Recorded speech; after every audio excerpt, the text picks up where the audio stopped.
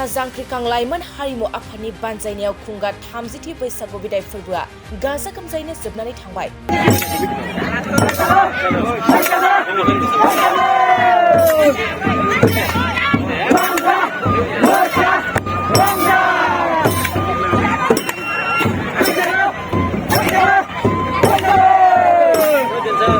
सनितपुर जिल्ला ढेकियाजुलि ओनसोलनि सिङाव थानाय पिराकाटा जांख्रिखां लाइमोन आफादनि बानजायनायाव खुंगा 30थि बैसागु बिदाय फोरबोखौ पिराकाटा जामुगुरि गेलेग्रा फोथाराव 1 एप्रिल खालिनिफ्राय गुबुन गुबुन आयदाफोर बादायलायनाय होनाय जायो आरो मैया 18 एप्रिल खालि गाजा गोमजायै जोबनानै थाङो।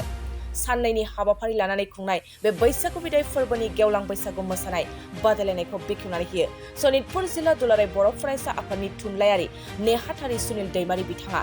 लोगोसे ओनसोलनि मेलेमजिबि दैदेनगिरि बिथांमोनाबो बाहागो लायो। बे हाबाफारिनि सोमोन्दै जांख्रिखां लाइमोन हारिमु आफादनि आफादगिरि रातुल स्वर्गियारि बिथाङा मा फोरमायदों फै जों आबुङै मिथिना लानि। जोंनिनो पिराकाटा जामुगुरि हालामनि जोंनिनो आदै आमाय आयं आबौ बिथांमोना 1993 मायथाइनिफ्रायनो 15 मार्चनिफ्राय जागायजेननानै दिनैसिम 30 बोसोर जाफैबाय। बोसोरफ्रोमबो जोंनि बे पिराकाटा हालामनि उन्दै उन्दै खुदियाफोरखौ गेलेनाय बादायलायनाय गेलेहोनायजों लोगोसेनो थुनलाइयारि बादायलायनाय जेरै बर' खन्थाइ आवरायनाय, गोदान मेथाइ रोजाबनाय आरो बायदिसिना थुनलाइयारि बादायलायनाय लानाय जायो। आरो लोगोसेनो जोंनि बर'नि बयनिख्रुइबो साबसिन हामसिन बैसागो गेवलां मोसानाय जेरै बैसागोखौ बरायनानै जोङो बयनिबो गोसोआवहा गोजोननायखौ लाबोनो हायो बेखौनो आसा खालामनानै जोङो पिराकाटा जांख्रिखां लाइमोन हारिमु आफादा देग्लायबो आन्थोर जयैजासे थांनाय बोसोरफ्राव जेरैबायदि खुंबोदों देग्लायबो जोङो 9 बैसागो गेवलां हानजा हांख्रायनानै दिनैनि बे रंजासुलिखौ मेहेरगोनां खालामनानै आखायाव लादों आरो बेयो दिनै जोबथा हाबाफारि होननो हायो। आरो दा बिलिफाङाव जोङो हांख्रायनानै लाबोदों आसामनिनो मुंदांखा देंखोगिरि मुस्रि मोनसोम बर' बिथाङा जोंनि बे हारिमु बिलिफाङाव देंखो रोजाबगोन आरो बेनो जोंनि जोबथा हाबाफारि जागोन आरो उनावहाय जों खुंलांबाय थागोन बेबायदिनो। नोंथांमोननि खुंनाय बे हाबाफारिया खुंगा बेसे जाखो? खुंगा 30 जाहैबाय देग्लाय 30 जाहैबाय आरो लोगोसेनो बेबायदिनो जोङो गभार्नमेन्टनिफ्रायबो अनसुंथाइखौ मोनगोन होननानै आसा खालामनाय थांनाय बोसोरावबो जोङो खुंबोदोंमोन नाथाय मोननैसो टेकनिकेल इसुनि कारनावहा जोंहा मोननो हायासै।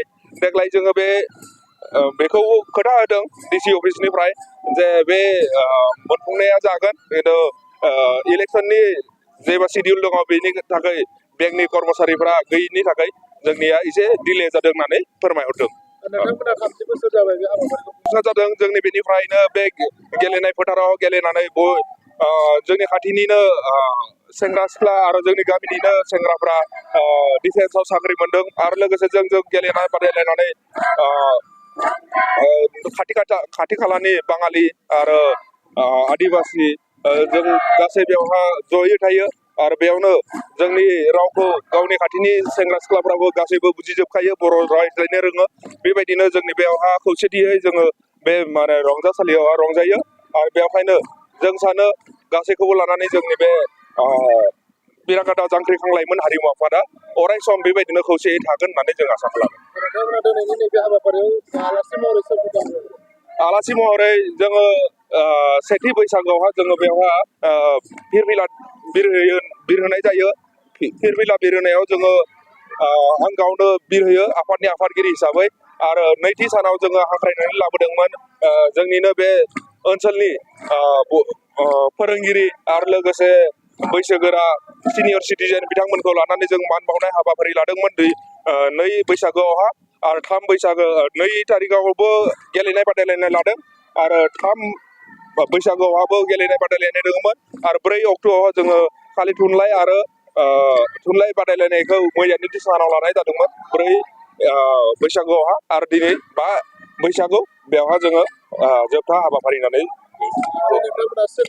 जों बे हाबाफारिखौ लानाय जादों।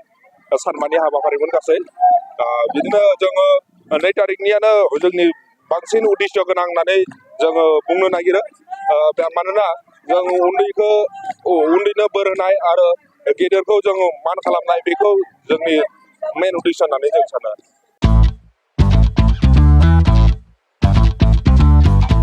गोजोनथाव खौरां, नोंथाङा नोंथांनि गला एबा अफिस फसंथानफोरखौ जोंख्लाब-माख्लाब साजायनो गोसो गैया नामा?